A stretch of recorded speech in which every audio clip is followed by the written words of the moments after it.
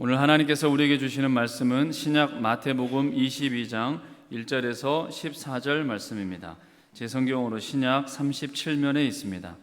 마태복음 22장 1절에서 14절 말씀을 한 절씩 교독하겠습니다. 예수께서 다시 비유로 대답하여 이르시되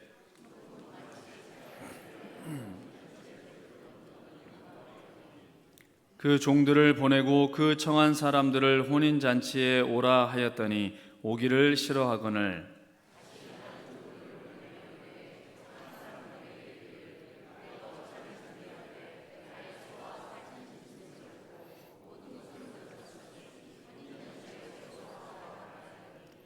그들이 돌아보지도 않고 한 사람은 자기 밭으로 한 사람은 자기 사업하러 가고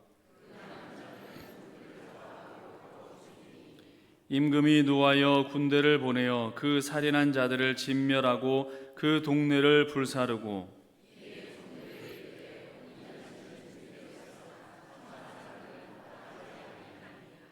내거리 길에 가서 사람을 만나는 대로 혼인잔치에 청하여 오라 한대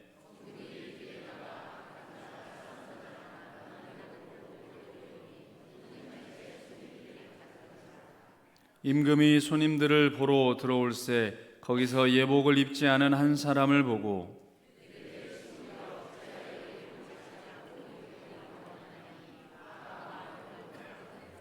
임금이 사원들에게 말하되 그 손발을 묶어 바깥 어두운 데에 내던지라 거기서 슬피 울며 이를 갈게 되리라 하니라. 청함을 받은 자는 많되 택함을 입은 자는 적으니라. 아멘.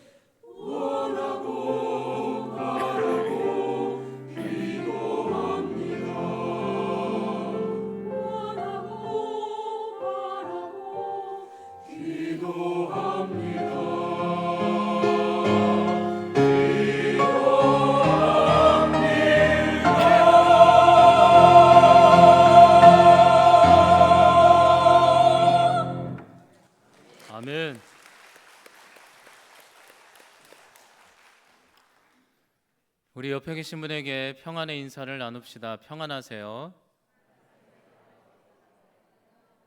잘 오셨습니다. 말씀드릴 게 조금 있어요. 11월 17일이 추수감사주일이어서 우리가 과일도 주님 앞에 올려드리지만 또 그날이 새생명축제로 주님 앞에 올려드리는 날이라 우리 가족과 친지 중에 예수님을 아직 모르는 분들을 주님 앞에 선한 열매로 소개하시는 여러분들이 되었으면 좋겠습니다. 그리고 금요일 조정희 권사님 오셔서 전도에 대해서 이제 열의를 품고 얘기해 주실 텐데 함께 참여하셔서 금요일이 또 은혜의 잔치가 되었으면 좋겠습니다. 또 토요일 노방전도 1시간 정도밖에 안 하거든요. 재밌습니다. 오셔서 전도도 함께 재밌게 했으면 좋겠습니다. 또 한 가지 아주 중요한 광고가 있네요. 오늘 저녁 7시에 성극 있습니다. 성극 어제 저녁까지 늦게 준비하는 거 봤거든요. 함께 참석해서요, 우리 함께 뜨거운 시간 되시기 바랍니다. 우리 하나님께도 인사를 드립시다. 하나님, 우리가 여기에 와 있습니다. 저에게 찾아와 주세요. 시작. 하나님, 우리가 여기에 와 있습니다. 저에게 찾아와 주세요. 아멘. 기도하겠습니다. 하나님, 동성애 식구들 지쳐있는 분들이 있습니까? 주님의 음성을 기다리는 분들이 있습니까? 주여, 그 마음 가운데 주의 음성이 새겨지게 하여 주셔서 그 음성이 세상을 살아가는데 방황이 아니라 진리, 확실함, 인도함, 선함이 되게 하여 주시옵소서. 하나님, 그렇게 주님의 음성을 듣고자 예배를 드리며 주님의 임재를 경험하고자 하나님과 함께 또 이렇게 기도를 합니다. 이 자리가 주님 한 분만으로 만족하는 복된 시간, 행복을 누리는 시간 되게 하여 주시옵소서. 예수님의 이름으로 기도하옵나이다. 아멘.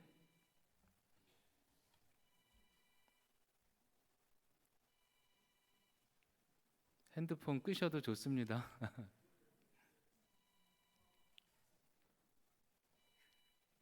도와주시고, 그렇습니다.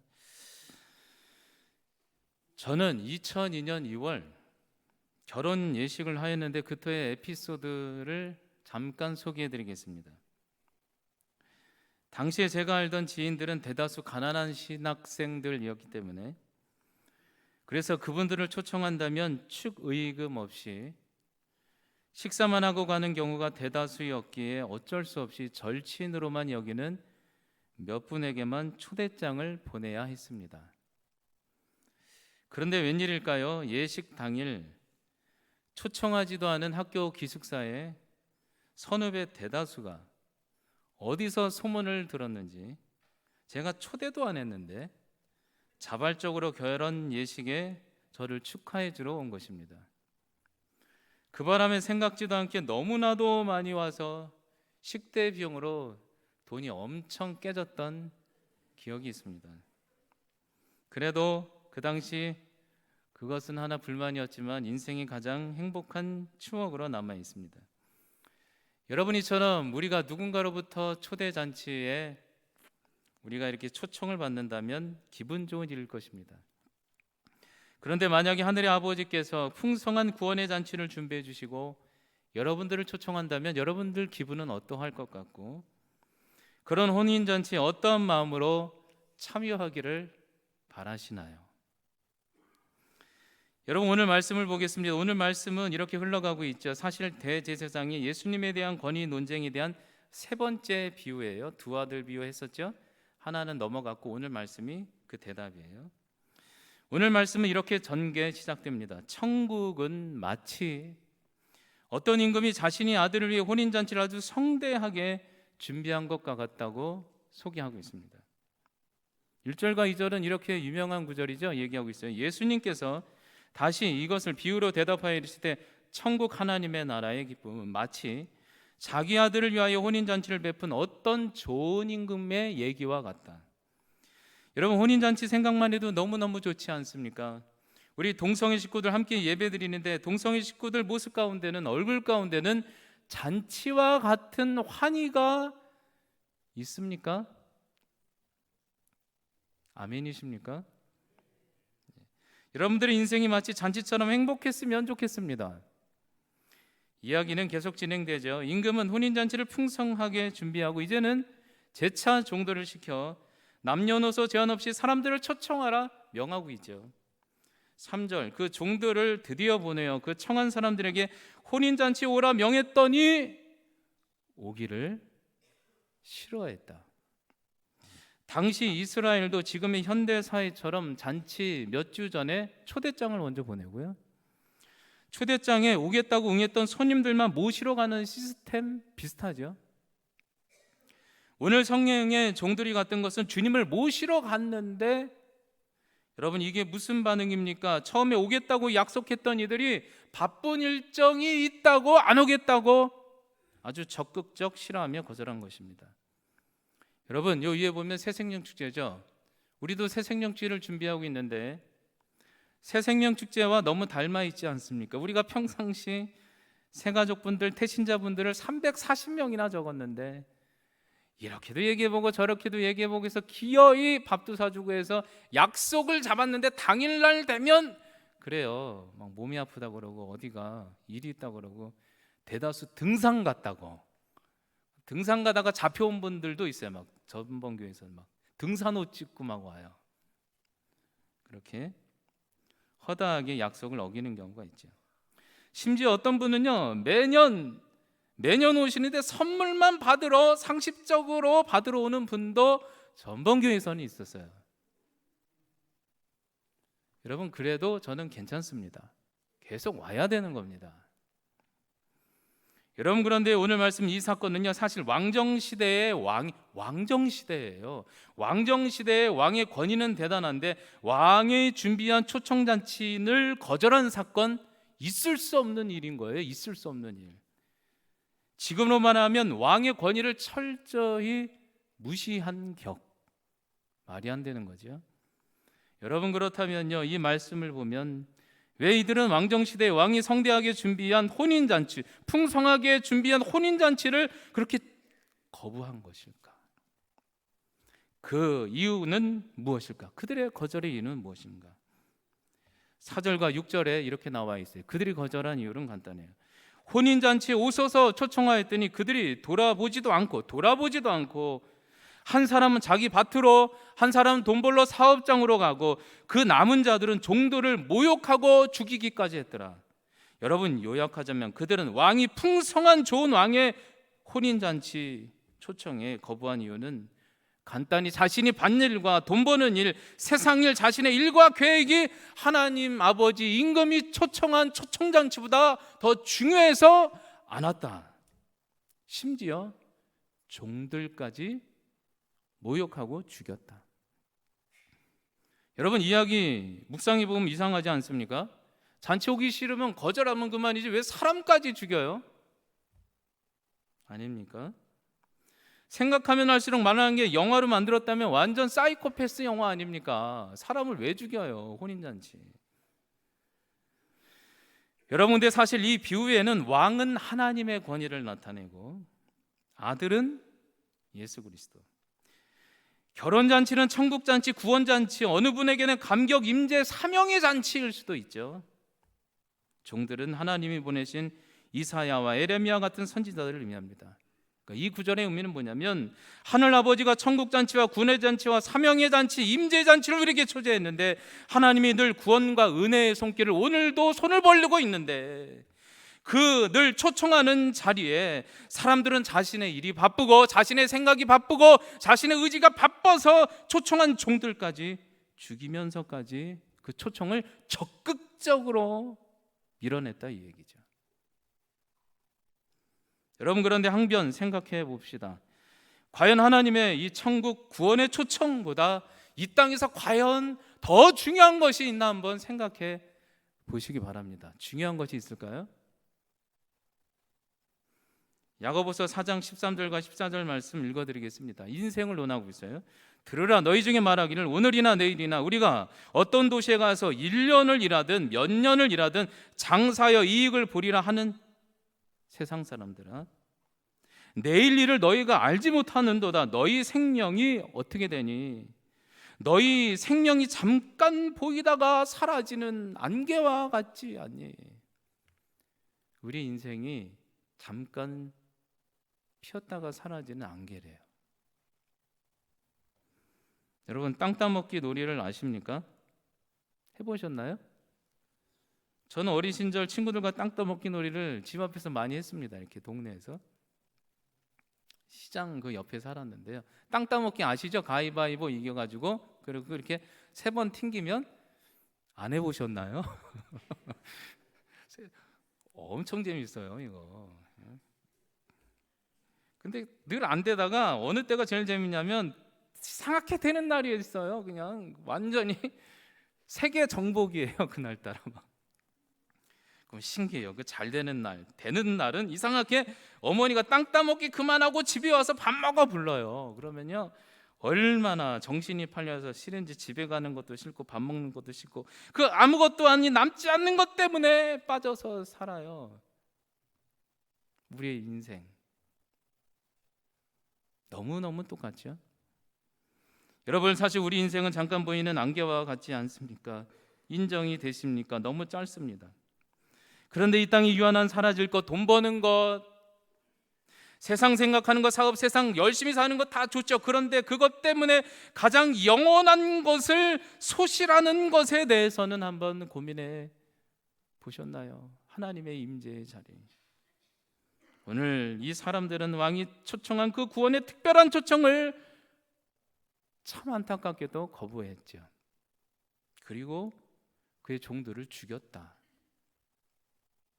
자, 그러자 결국 그렇게 한없이 좋을 것만 같은 임금조차도, 임금 굉장히 좋았나 봐요. 그냥 한없이 좋을 것 같은 임금조차도 과연 종까지 죽인 이들을 어떻게 했습니까? 7절에 임금이 얼마나 화가 났으면 노하여 군대를 풀어 그 살인까지 했으니까 자들을 진멸하여 그 동네를 불살랐더라.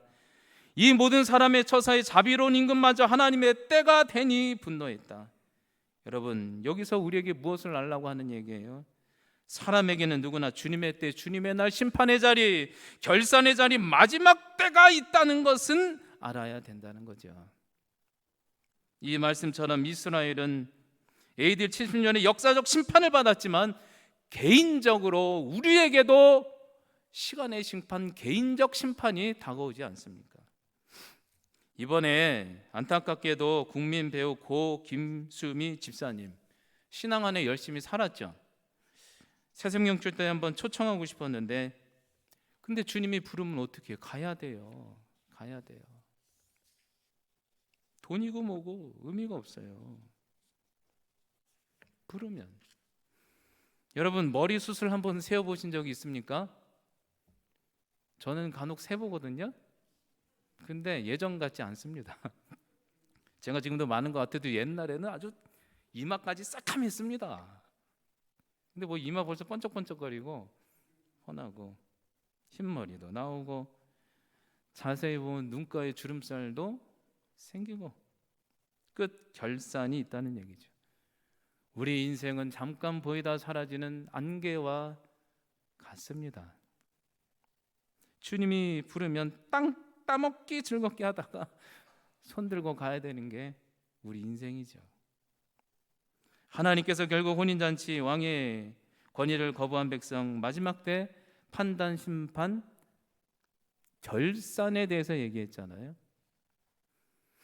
여러분, 그렇다면 여기서 아주 중요한 메시지를 던져봅시다. 하나님의 메시지. 천국잔치를 거부한 이들의 인생의 결말을 우리가 경험했다면, 그렇다면 우리에게 적용해 본다면, 우리에게 하나님이 다시 한번 구원의 잔치, 천국잔치를 초청했을 때 과연 우리는 어떠한 마음 자세로 그분께 나가는 게 우리에게 매우 매우 유익할까? 여러분, 어떻게 생각하십니까? 어떤 조건의 자녀가 하나님께서 준비한 천국 구원의 잔치에 참여할 수 있고 천국의 시민이 될 수 있고 그 기쁨을 누릴 수 있을까요? 9절과 10절이죠.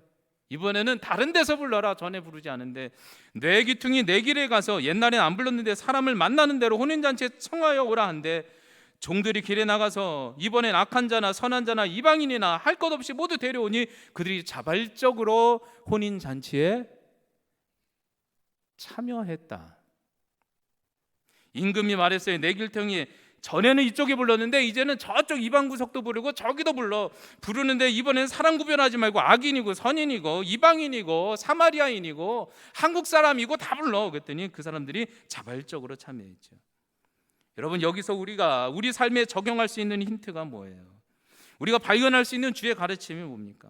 주님께서 준비한 천국 잔치에 참여할 수 있는 조건이 무엇이냐? 왕이 준비한 구원의 잔치, 사명의 잔치, 내 가정의 사명의 잔치, 내 삶의 잔치, 그 잔치의 부르심의 권위 앞에 자발적인 순종, 자발적인 마음으로 순종하여 참여하는 것이 기쁨이 있다, 이 얘기죠. 여러분, 기억해 보십시오. 하나님이 준비한 구원의 잔치 사람마다 다를 수 있어요. 어떤 분은 예배, 임재, 어떤 분은 사명의 자리, 이해가 안 되는 자리. 정말 싫어. 근데요, 그곳에 내가 자발적 순종 권위 앞에, 그럼 그곳에 기쁨이 있다는 겁니다. 저도 어제 계속 교회 있잖아요. 근데 50주년 성극 준비, 여러분 제목이 뭔지 아십니까? 제가 아까 읽어드리려고 했는데 제목이 뭐예요? 네, 버리소서, 저를 버리소서. 그거 준비하는데요, 열심히 준비하세요. 칸타타도 준비하고. 근데 제가 그 행사 부탁드린 적 있을까요? 저는요, 그냥 예배랑 전도 훈련 뭐 이거예요. 그냥 전 교육자니까 한 번도 부탁한 적이 없는데 본인들이 나와서 제가 간혹가다 그래요. 좀 일찍 들어가시라고. 들어가요, 안 들어가요? 안 들어가요. 자발적으로 열심히 기쁘게 해요. 막.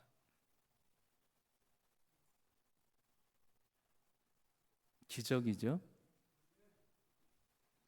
여러분, 순종은 하라는 대로 하는 것이 핵심이 아닙니다. 순종하면 불순종하면 저주, 이런 기복의 아버지의 마음이 아니라는 거죠. 온전한 순종은 우리가 그분을 너무나도 사랑해서 그분이 늘 선하셨고 오르셨으니까 이해가 안 돼도 그분을 인정하기 때문에 진정한 순종, 자발적 순종, 자발적. 주여, 제가 초대한 초청의 자리가, 지금 구원의 자리가, 예배의 자리가, 내 사명의 자리가 어느 땐 갈등처럼 여겨지고 고난처럼 여겨지고 어려움처럼 여겨집니다. 주여, 정말로 싫은데도 훗날에 내가 순종하면 내 삶과 내 가정과 내 삶과 내 주변을 살릴 것을 믿기에 아버지의 권위의 초청 앞에 나 순종할래요. 그곳에 기쁨이 있는 거죠. 오늘 보세요. 참여한 자들, 모진 핍박, 이분들이 뭔 죄가 있습니까? 잔치도 준비하고 막 가라고 했던 종들, 이 종들 그냥 자발적으로 순종해서 요게 참여하고. 그리고 어떤 분이 조건은 안 되지만 저 왕은 너무나도 좋으니까 내가 자발적으로 순종하면 나를 기쁨으로 받아주실 거야 라는 너무나도 연약한 사마리아 여인과 같은 우리와 이방인들과 우리 모든 공동체들. 여러분, 하나님의 나라 잔치의 기쁨을 누리고 싶습니까? 자발적 하나님 아버지의 사랑을 이해하는 순종, 그 기쁨의 회복과 기적이 여러분들이 순종할 때 하나님께서 그렇게 누리게 하여 주시리라 믿습니다. 그래서 우리가 신앙생활할 때 가장 중요한 게 뭐냐면 자발적 순종이에요. 자발적 순종. 전에 우리 아이가 어린 시절 제 생일날 제가 생일 선물 사달라는 얘기도 안 했어요. 자존심 있잖아요. 아빠 생일이라고 아주 어렸을 때 우리 애가 아주 거대한 어디서 보지도 못한 냉동만두 한 봉지를 사온 거예요. 음식점에서 사용하는 가장 큰 대용량을 하여튼 사온 것 같아요. 그냥 와, 그렇게 큰 게 있나. 너무 어이가 없어서 아들아, 아빠가 그래도 내 생일날 아이 선물 좋은 거 많은데 아무리 커도 그렇지 냉동만두가 뭐니 그랬더니 우리 아들이 대답하기를 그 당시 만두를 좋아했는데 아빠가 만두를 너무너무 좋아해서 생일날 이 냉동만두 큰 걸 사가면 너무 좋아할 것 같아서 그냥 사왔다는 거죠. 자발적으로 사왔다는 거예요. 근데 그 냉동만두 먹을 때 기억할 때만 보면 기분이 좋아요. 너무 커서 몇 개월 내내 지겹게 먹었는데 아주 그냥 거기 막 고드름 생길 때까지. 근데 버릴 수는 없고 먹을 때마다 너무너무 행복한 거예요. 너무너무 기특하고. 여러분 하나님 아버지도 마찬가지 아니겠습니까? 우리의 자발적 순종이 어느 땐 미숙해요. 하나님 나 싫어요. 내 구원의 초청의 잔치가 싫어요. 예배 자리가 싫고요. 갈등 일어나서 싫고요. 내 가정의 구원의 잔치, 연단의 잔치도 싫어요. 나 너무너무 싫어요 했다가 돌이켜서 다시 하기도 하고 이랬다가 이런 미숙한 순종이라 하더라도 하나님은 자발적으로 나오는 그 모습을 보고 너무너무 기뻐하시는 하나님. 여러분 믿으시기 바랍니다. 그래서 헌금도 어떻게 드려야 되느냐? 억지로 돈 버는 거 힘든 거 압니다. 근데 어느 때 돈 막 벌잖아요. 근데 아까워요. 아까운데 하나님이 그래. 그건 네 돈이 아니고 저 돈이다 저기. 그러면 어떻게 해야 돼요? 싫으셔요? 자발적. 하나님이 다 주셨으니까 알아서 하십시오. 주일 성수 예배도 어떻게 해야 돼요? 그분이 나에게 먼저 찾아왔으니 임재 하나만으로 하나님 그냥 임재 하나만으로 하나님 임재 하나만으로 자발적으로 순종하길 바랍니다. 그렇게 드릴 때 그것의 구원의 감격과 회복과 그분의 만지심과 임재와 기적이 있으리라 믿습니다. 권위 앞에 초청 앞에 자발적 순종. 여러분 그런데 오늘 얘기는요 여기서 조금 어려운 얘기 하나 더 해요. 자발적 순종과 함께 하나 더 중요한 게 있는데 그게 뭐냐? 오늘 말씀 보세요. 자발적 순종과 함께 하나 더 중요한 게 11절과 13절 이거 입어야 된대요. 보세요. 임금이 손님들을 불어 자발적으로 온 사람들에게 들어오게 할세 거기 보니까 예복을 입지 않은 사람 하나가 있는지라 친구에 이르되 예복을 너는 왜 입지 않았니? 그가 아무 대꾸도 못하고 변명도 못하거늘 임금이 사만들에게 말하여 그 손을 묶어 어두운 데 밖에 내쳐서 해라 했더니 그가 쫓겨나 슬피 울었더라. 예복을 입지 않은 사람이 왕 앞에 변명도 안 하고 밖에서 울면서 일갈며 슬퍼하고 있다는 얘기예요. 여러분 여기서 가장 큰 핵심이 뭐냐면 예복, 자발적 순종과 함께 우리는 주님 앞에 이 천국잔치, 구원의 잔치, 사명의 자리에 예복이 중요하다는 거예요. 의의 이 예복. 여러분 당시 예복이 어떤 거냐면 집에서도 가져와야 됐지만 혼인잔치에 미리 준비해놨어요. 입으라고 해도 안 입는 거예요. 이 사람은 입으라고 하든가 변명할 게 없는 거예요. 그냥. 여러분 이 예복이 무엇입니까? 어렵지 않습니다. 이게 두 사건에 대한 예수님의 논쟁 사건 아니에요. 그래서요 두 사건에 보면 제가 다시 한번 읽어드릴게요. 마태복음 21장 32절 요한의 의도로 너희에게 왔거늘 너희가 그를 믿지 아니하였거든. 우리가 배웠잖아요. 십자가의 회개와 순종. 그리고 또 하나가 뭐예요? 계시록 19장 8절 그에게 빛나고 깨끗한 세마포 옷을 입히며 허락하되 이 세마포 옷은 성도들의 옳은 행실이라. 여러분 예복은 바로 예수 그리스도의 의로움 십자가 내에서 내가 회개하고 돌이켜서 주님이 원하는 의로운 행실로 살아가는 예식 옷. 이게 사람들이 보이는 거룩한 옷. 신천지들이 입는 흰 옷 말고 거룩한 옷을 말하는 거예요. 예배자가 예배 자리에 순종의 자리에 사명의 자리에 오는 것도 중요하지만 회개와 옳은 행실이 더 중요하다는 거예요. 야고보서 1장 22절 너희는 하나님의 말씀을 행하는 자는 되고 듣는 자가 있는데 자신이 믿음 좋은 줄 아는데 옳지 않게 행하는 자는 자신을 속이는 자라. 말씀 듣고 우리가 말씀 좋은 말씀 듣고 우리가 좋은 말씀 깨달으면 내가 선한 줄 안다는 거예요. 제가 이번 주 화요일 타교에 큰 교회 행사 예배에 참석한 적이 있습니다. 예배가 끝나고 주차장에 차를 빼러 갔는데 어떤 차가 주차장 입구에 정확하게 그냥 빨간 차가 그냥 딱 버티고 있는 거예요. 그랬더니 거기에 참석했던 모두가 빠져나가지 못하는 거예요. 한 5분을 기다려도 안 되고 그러니까 어쩔 수 없이 거기 있는 분들도 너무 당황해 하니까 우리 교회 목사님들께서 그 차주에게 전화를 해서 빼달라고 정중하게 얘기를 드렸어요. 그랬더니 그분이 빼주겠다고 하고는 20분이 돼도 안 오는 거. 20분이. 이게 무슨 일이 있나? 또 연락을 했는데 일부러 안 오는 거예요. 계속 일부러. 30분이 지나도. 그러니까 거기 있던 분들이 이제 목사님이셨는데 목사님들이 얼마나 좋아요. 그러니까 그냥 다 웃으면서 우리가 어떻게 빼보죠 해가지고 뺐어요. 근데 제 입에서 어떤 얘기가 나오냐면 순간 예배드리면 뭐하나 작은 배려도 못하는데 옳은 행실. 여러분, 우리는 좋은 예배 드리고 좋은 말씀 듣고 좋은 것을 깨닫는다고, 그리고 좋은 것을 가르친다고 과연 우리가 선한 한국, 우리가 선한 천국의 백성인가? 옳은 행실이 없다면 자신을 속이는 것은 아닌가?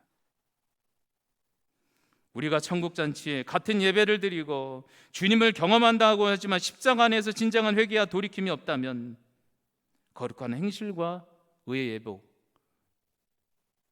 옳은 선함이 없다면 얼마나 많은 내 가족과 배우자와 자녀들이 상처를 받고 울고 통곡하는가? 왜 한국교회가 이렇게 힘든가? 예복. 우리 동성애 식구들은 수준이 높죠? 인정하십니까? 예복. 신천지처럼 신옷 이런 거 하지 마시고 예복, 십자가 안에서 제대로 돌이키고 작은 배려부터. 그럴 때 자발적 순종과 함께 옳은 행실에 예복을 입을 때 여러분의 가정과 교회와 삶이 천국, 하나님의 나라의 기쁨을 누리리라 믿습니다. 제가 마지막으로 성 어거스틴의 고백록에 대한 회심 사건을 읽어드리겠습니다. 어거스틴은 예수 믿는 집안에서 태어났죠. 유명한 분이니까 그는 공부도 잘했고 무려 20년 동안 못된 짓만 골라하는 매우 유명한, 그 시대 아주 유명한 방탕아였습니다. 그 유명한 어머니 모니카는 그 아들을 보고 눈물 내 기도로 결국 그는 어머니 앞에 무릎을 꿇고 회개했고 교회 출석했고 성경도 읽기 시작했고 예배도 드렸습니다. 하지만 그는 예배까지 드렸지 그의 삶의 잘못된 죄악의 습관은 여전히 헤어나올 생각조차 못하고 있었습니다. 그는 그 시절 고민했고 갈등했으며 당시의 상황을 고백록에 자세히 적어놓고 있잖아요. 제가 읽어드릴게요. 좀 길지만 너무 좋아요. 그대로 읽어드릴게요. 주님은 나의 낡은 옛사람에 속한 죄악의 습관을 여전히 끊어주지 않았습니다. 나는 속으로 여러 번 기도하듯 여러 번 지금 당장 끊어버려야지 하고 외쳐댔지만 그러나 다짐할 뿐 나는 예전에 내 모습을 포기하고 새로운 삶을 향하여 달려갈수록 너무나도 큰 불안과 공포가 내 마음 가운데 엄습해 왔습니다. 또 한 가지 안타까운 것은 어리석고 헛되며 허무하기 짝이 없는 나의 옛 시절 사귀던 아가씨들이 나를 붙잡고 절대 놓아주지 않았습니다. 제 귀에 속삭이기를 당신이 우리를 버리고 떠날 수 있을까요? 당신이 우리 없이 얼마나 외롭게 혼자 지낼 수 있을 것 같아요? 절대 안 될걸요. 이렇게 그들은 속삭였고 나의 옛 모습을 늘 들춰냈습니다. 나의 옛 죄악의 습관 속에서 그 갈등과 고민은 점점 극에 달했습니다. 나는 홀로 내 자신을 위해서 자유로이 통곡하고 싶었습니다. 그래서 내 친구와 제자와 같은 알레피우스의 곁을 떠나 좀 더 호젓한 곳에 가서 그곳에서 아무런 방해도 받지 않는 곳에서 통곡하며 울었습니다. 나는 알지도 못하던 사이에 벌써 무화과 나무 아래 땅에 엎드려 눈에는 눈물이 폭포수처럼 흘러내렸습니다. 나는 진실로 나의 그 죄악 때문에 고통 속에서 주님께 부르짖었습니다. 오 주님, 언제까지입니까? 왜 지금 저는 안 됩니까? 왜 나의 이런 더러운 생활에 이 순간 깨끗이 하지는 못합니까? 부르짖었습니다. 이와 같이 통회하는 어거스틴을 향해 하나님은 드디어 찾아오셨습니다. 그때 갑자기 한 음성이 내 귀에 들려오기 시작했습니다. 소년의 음성인지 소녀의 음성인지는 구별할 길이 없지만 계속해서 반복되는 노래의 가사 말은 다음과 같았습니다. 톨레이 톨레이 집어들어라 집어들어라. 그 순간 나는 그 말대로 친구가 앉았던 장소로 다시 돌아가 거기에 있는 성경책에 사도 바울의 서신을 하나 집어들었습니다. 그리고 제일 먼저 펴서 내 눈길에 닿는 부분을 그대로 소리내어 읽었습니다. 거기에는 이런 말이 기록되어 있었습니다. 로마서 13장 13절에서 14절. 낮에와 같이 단정히 행하고 방탕과 술 취하지 말며 음란하거나 호색하지 말며 다투거나 시기하지 말고 오직 주 예수 그리스도의 옷을 입고 정욕을 위하여 육신의 일을 도모하지 말라. 나는 더 이상 읽지 않았습니다. 더 읽을 필요도 없었습니다. 이 말씀은 광명한 확신의 빛으로 내 마음을 비추고 내 속에 있는 모든 의심의 어둠은 물리쳐 주셨기 때문입니다. 이제 완전한 평온을 되찾았습니다. 드디어 성물 어거스틴이 성도, 제자 어거스틴으로 바뀌는 순간이었습니다. 마태복음 22장 14절, 청함을 받은 자는 많되 택함을 입은 자는 적으니라. 여러분, 오늘 너무나도 좋은 하나님께서 구원의 잔치를 풍성하게 베풀었고 사람들을 초대했습니다. 이 말씀의 초청장에 자발적인 순종, 거룩한 십자가의 의회옷과 옳은 행실, 작은 배려. 여러분, 그렇게 참여하는 자만이 구원과 회복의 기쁨을 누릴 수 있다고 약속해 주십니다. 여러분, 이 자리에 놓여 있습니다. 구원과 감격의 자리로 주님이 초청하고 있죠. 왕 대신 주님의 권위 앞에 여러분 순종하기를 원하십니까? 거부하기를 원하십니까?